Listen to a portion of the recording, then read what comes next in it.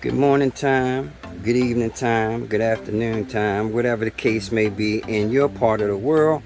Crisscrossing wires. And I said I wasn't going to film this, but I'm going to do little brief filming here and there just to let people know the procedure of switching out Hall sensor for a Surron motor. Now this is a Surron motor, and this is the Hall sensor, the whole complete Hall sensor assembly. It needs to be removed. As you can see, this is how it's connected in there. In order to remove it, the first thing we're going to do is we're going to pull that little yellow piece out inside the connector. Once we pull that little yellow piece out, we will use a little pin to unlock those terminals in there and release those terminals so we can pull them out the backside. Once we pull them out the backside, we will be able to pull the wire harness out this way. As you can see, this is our new one, our brand new Hall sensor from Lunar Cycle, and it comes without the connector on it for that reason exactly, so you can install it in the same manner, reverse the procedure that I just said for removing it. Let's see. One thing you also need to make note of is the way that the pins are in the harness. Make sure you know the configuration. I advise you to take a picture of the connector, hold it in a certain position. This connector, you know, it has these little things on one side, so make sure you take a picture and you know which configuration those wires go back. Very important. You don't want to mess that up. So another thing I need to do with this motor, I already started. Like I said, someone possibly had replaced one of these in the past, or for whatever reason had opened this motor up, and when they went to seal it back, they put a lot of silicone around it. So I am having to clean that up and razor blade all of that silicone off of there, so this surface can be nice and smooth and flat, and also get all the silicone out. This rubber O-ring is supposed to keep the moisture and stuff out, so I'm going to have to clean this O-ring up. I got something to take that silicone off of there, clean it up nice and clean. And you got to do the same thing with this side right here. As you can see, it's globbed up with a whole bunch of silicone all around there, so we got to get all that off of there, clean that up real nice. So I'm going to do what I just said, and when I complete that, I'll come back. Alright, so that's that little part right there. See you in a bit. So someone's been in this motor doing some kind of mud, man. Look at this. This is the old Hall sensor. This is the brand new one. Notice it's got all the wires and all the pins all on that one piece. This one has some extra wires and extra pins going to inside the motor.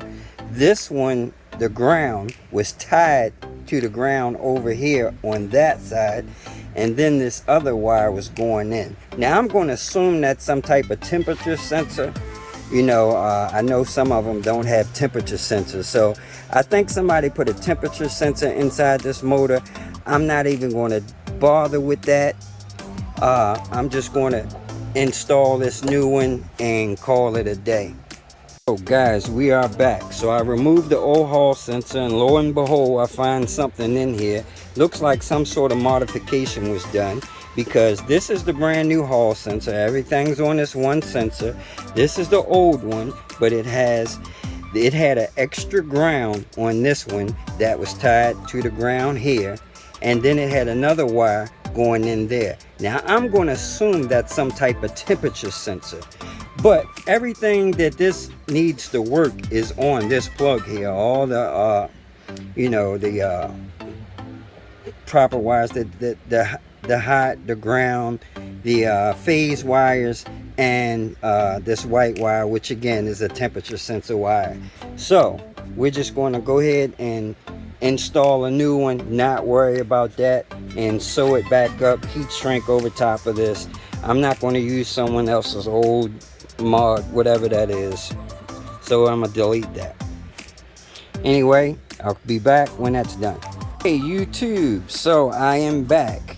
I didn't want to have to open the motor, but unfortunately me and my butterfingers, while putting the Hall sensor back on, dropped one of the little teeny tiny screws through that little hole right there. Of course it fell right through the hole and onto the motor, so I had to open it up.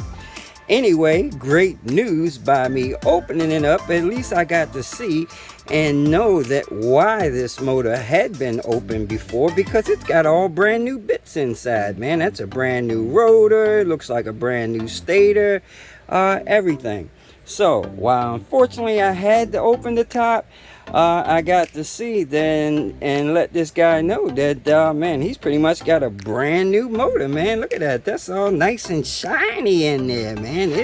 It's super clean, super clean. So nothing to worry about as far as motor is concerned. All right, that's it. Again, I'll be back when I got that all bolted up later. All right, E-World, we're back, and I almost forgot about you guys and started mounting the motor up. But anyway, so it's pretty simple. The side where the phase wires are goes closest to here. So the bolts go in, there's 4 bolts. One bolt goes in there, another bolt goes in there, but it's one of the long bolts. It's a long bolt because there's a little sleeve right here that's, acts as a spacer. So a long bolt goes there, another long bolt goes here, and not only that, the bolt with the little square washers on it to keep it in the track, they go there as well, so it can pivot up and down and put tension on that belt. That goes on both sides. Both of these bolts has that little square washer, slides up and down in that track. Also, there's another piece that looks like a moon. It's a round moon piece, as you can see right here. And what that piece actually does is, if you look at it like this, I haven't tightened it up yet, but when you push on that, it will pivot the motor so it puts tension on the belt. So as you push that, it puts tension on the belt. I put these things a little too tight for me to move it. So let me loosen those a little bit so you can see how that pivots. I was getting ready to tighten this down, and I forgot to show you guys this. All right, so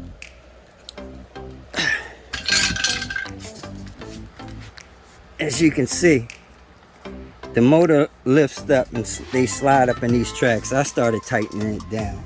I gotta loosen all that back up. But anyway, see how it just fell down when I loosened that bolt? But see that? See how that half moon piece rotates as it puts tension on the belt? So as you tighten this side over there, you can push down on that, and that will help put tension on the belt when you have that up. So that's all that does. Then you tighten everything down, and that's what we're going to do. Matter of fact, where is my... I'll get my little stand and see if I can show you guys that real quick while I'm tightening this up. Let's see if we can get you in there so you can see what's going on here. Okay.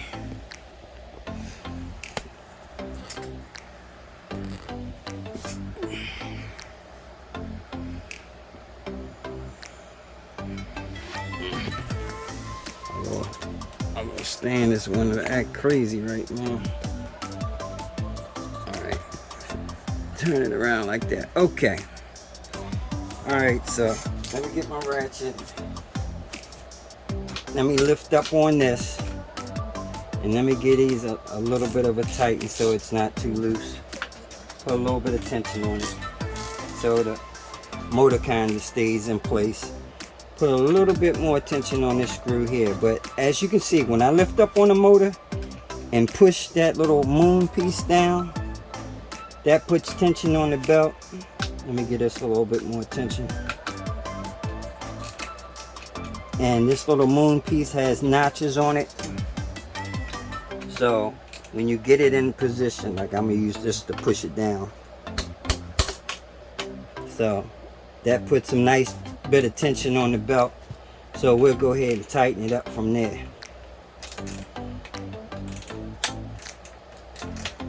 I'm not gonna do it too tight because we don't want to strip anything.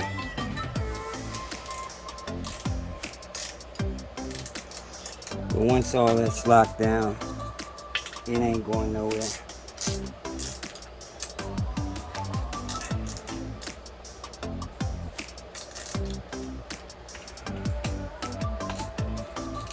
And the last and final side.